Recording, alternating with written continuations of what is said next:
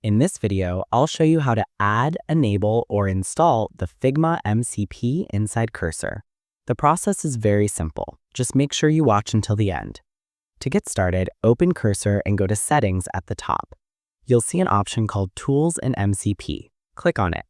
Then click Add Custom MCP. You'll need to paste a code here.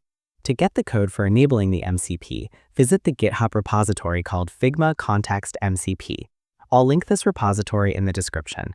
Once you're there, scroll down and you'll find the required code. If you're on Mac, copy the Mac version. If you're on Windows, copy the Windows version. Since I'm on Windows, I'll copy the Windows code.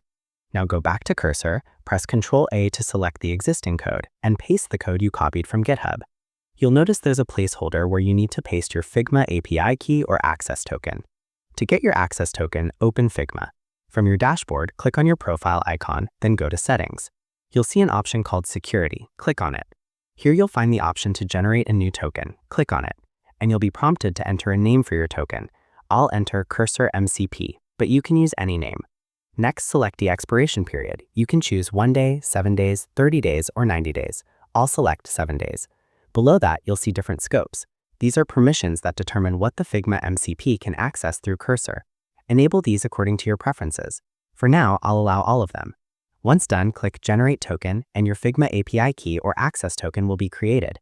Make sure you copy it immediately, as it won't be shown again.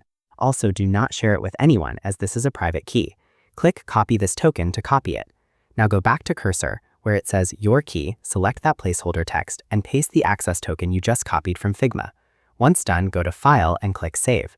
Now return to Cursor settings. If you go to Tools and MCP, you'll see that our Figma MCP has been added and is currently active. If you want to make any changes, you can edit the configuration. You can also delete it or enable and disable it from here. That's everything about adding, enabling, or installing the Figma MCP on Cursor.